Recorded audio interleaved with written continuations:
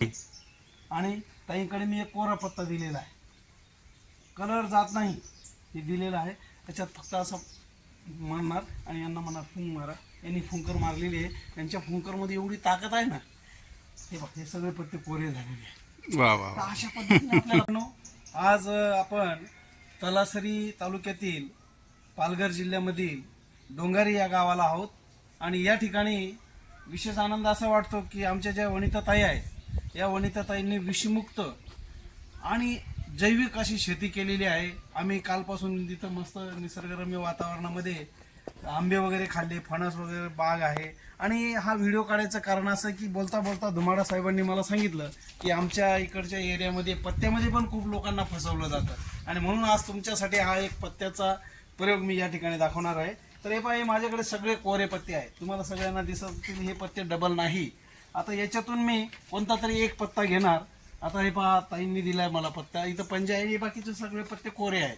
तर ही पंजा मी या ठिकाणी टाकेल. आणि पत्त्यांचा नियम असो, एक पत्ता घेतल्यावर एक द्यावं लागतं. आता मी ताईला परत केलं आणि इथं माझ्याकडे फक्त एक पंजा आहे, तुम्हाला दिसत असेल एक पंजा आहे. आता मी फक्त याला असं म्हणणार आणि धुमाडा साहेबांना सांगणार की याच्यावर फू करा, मंत्र मारा. यांनी आता मंत्र मारलेला आहे. आणि इथं एक जी पंजा होती, तर या ठिकाणी आता डायरेक्ट 4 पंजा झालेले आहेत. असं हे 4 पंजा इथं झाल्या. आता हा एक काय, आणि हे कलर जात नाही. तुम्हाला साहेब पाहून घ्या, कलर जाता का याचा, असा हात लावून पहा कलर निघतो का त्याचा. एकदम पक्का कलर आहे. आणि हा माझ्याकडे एक्का आहे. हा एक्का मी या ठिकाणी टाकला आणि एक पंजा त्यांच्याकडे दिलेली आहे.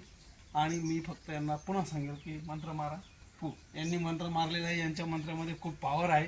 आणि जी पंजा होती की नाही, त्या पंजाचं आता डायरेक्ट एक्के झालेले आहेत सगळे. आता हे एक्के झाले. आणि ताईंकडे मी एक कोरा पत्ता दिलेला आहे, कलर जात नाही हे दिलेलं आहे. त्याच्यात फक्त असं मारणार आणि यांना म्हणणार फुंक मारा. यांनी फुंकर मारलेली आहे, त्यांच्या फुंकरमध्ये एवढी ताकद आहे ना. हे बघ, हे सगळे पत्ते कोरे झालेले आहेत. वा वा तर अशा पद्धतीने आपल्याला फसवलं जातं. आणि म्हणून तुम्हाला एक सांगतो की हे कसं होतं. आमचं काम आहे अंधश्रद्धा निर्मूलन समितीचं, की हे कसं होतं हे आम्ही लोकांना सांगतो. आता हे प्रयोग तुम्ही पण शिकून घ्या, सगळ्यांना येईल हा प्रयोग. तर याच्यामध्ये एकच आहे, हे सगळे कोरे आहेत, पत्ते डबल नाही. पण या पत्त्यांच्या मागे लबाडी इथं आहे. हे पहा, हे पत्ते खाली कोरले, हे याचे रंगीत आहे.